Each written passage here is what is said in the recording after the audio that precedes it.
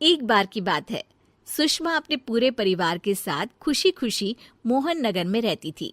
उसकी 2 बहुएं थी, पल्लवी और शिवानी। एक दिन दोनों बहुएं रसोई में काम कर रही होती है कि तभी उनकी सास सुषमा उन्हें बुलाती है। अरे बहू, जरा इधर तो आना। शिवानी, जरा जाकर देखना सासू माँ क्या कह रही हैं। दीदी आप ही देख लो ना जाकर, आपको भी तो सुनाई दे रहा है। अरे मैं आटा गूंद रही हूँ ना, तुम चली जाओ। हाँ तो मैं भी तो सब्जी काट रही हूँ ना दीदी। अरे बहू जल्दी आओ। ओफो, ये तो जाएगी नहीं। मैं ही जाकर देखती हूँ कि क्या करना है। पल्लवी सुषमा के कमरे में जाती है। जी मम्मी जी, क्या हुआ? शाम को घर पर कुछ मेहमान आने वाले हैं, तो तुम अच्छा सा खाना बना लेना बहू। ठीक है मम्मी जी, आप बता दीजिए क्या क्या बनाना है और कितने लोग आ रहे हैं। सुनील की मौसी जी और उनका पूरा परिवार आ रहा है। कुल मिलाकर 3 लोग और हमें मिलाकर हुए 9 लोग। तो अभी से ही तैयारी करना शुरू कर दो। और हाँ, घर की सफाई भी कर देना, हाँ, अच्छे से।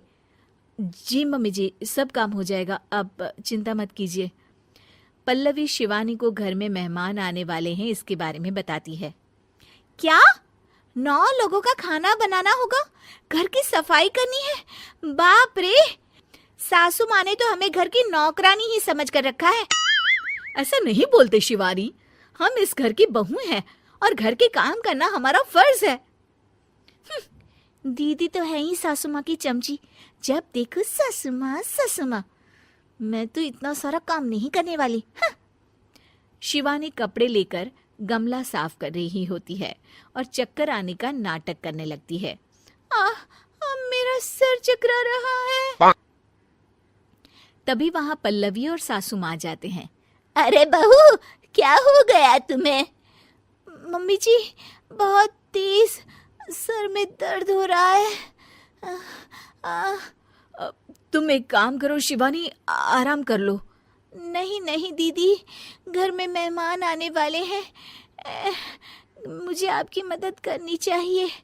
अरे कोई बात नहीं शिवानी, तुम आराम कर लो, मैं सब काम कर लूंगी। ठीक है दीदी, अगर आप इतना कह रही हैं तो आराम कर लेती हूँ। शिवानी आराम से अपने कमरे में मैगजीन पढ़ रही होती है। इसे कहते हैं आराम की जिंदगी। इतना सारा काम। चलो, सारा काम खत्म हो गया, शिवानी को देख आती हूँ। शिवानी अपने कमरे में ईयरफोन में गाने सुनते सुनते सो जाती है और उसके साइड में मैगजीन भी रखी होती है। पल्लवी वहां आ जाती है और वो सब देखती है। ओहो, तो मतलब सब काम चोरी का बहाना था। अभी बताती हूँ इसको। घर का सारा काम मुझे करना पड़ा और ये महारानी यहाँ मैगजीन पढ़ रही है, गाने सुन रही है।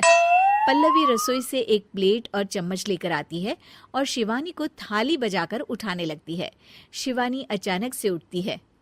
उठ गई महारानी, गाने भी सुन लिए, मैगजीन भी पढ़ ली। तुम तो बहुत बड़ी झूठी निकली शिवानी। तुमने सर दर्द का बहाना बनाया ताकि काम करने से बच सको। हाँ, बनाया बहाना, तो क्या करती, इतने सारे काम करती। मुझे कोई शौक नहीं है चापलूसी का। क्या चापलूसी? तुम्हें लगता है कि मैं सारे काम चापलूसी के लिए कर रही हूँ? और नहीं तो क्या। तभी वहां सासू माँ आ जाती हैं। अरे बहू, वो लोग बस आने ही वाले हैं, तुम तैयारियां कर लो। जी सासू माँ, तुझे तो मैं बाद में देखती हूँ। सब खाना खाने बैठते हैं और खाना शुरू करते हैं। तभी सुनील की मौसी बोलती है। वाह भाई वाह, खाना तो बहुत ही अच्छा बना है सुषमा जी, एक एक चीज में क्या स्वाद है। ये सुनकर शिवानी मुंह बना लेती है। उसे अपनी जेठानी की इतनी तारीफ रास नहीं आती। आपकी बहुएं तो बहुत ही अच्छा खाना बनाती हैं। हाँ, बनाती तो दोनों ही अच्छा है, पर आज ना ये सारा खाना बड़ी बहू ने बनाया है। छोटी बहू की तबीयत ठीक नहीं थी, सो इसलिए। मानना पड़ेगा सुषमा जी, आपकी बड़ी बहू तो बहुत ही गुणवान है। पल्लवी की तारीफ सुनकर शिवानी को जलन होती है। पल्लवी ये सुनकर खुश हो जाती है और शिवानी की तरफ देखकर उसे चिढ़ाती है। कुछ देर बाद मेहमानों के जाने का वक्त हो जाता है। मौसी जी सबके लिए उपहार लाई होती है। वो सबको शगुन के पैसे देती हैं और अंत में पल्लवी के पास आती है। तुम्हारे लिए शगुन का लिफाफा तो है ही, पर बहू तुम्हें एक और उपहार भी मिलेगा इतना अच्छा खाना बनाने के लिए। मौसी अपने सोने के कंगन निकालकर पल्लवी को पहना देती है। ये लो, ये मेरे मनपसंद कंगन है, अब से ये तुम्हारे हुए। धन्यवाद मौसी जी। ये देखकर शिवानी तो पूरी तरह से जल जाती है और गुस्से से रसोई में चली जाती है। तभी वहां पल्लवी आ जाती है और उसे अपने कंगन दिखाने लगती है। देवरानी जी, अब आपका सर दर्द ठीक तो है ना?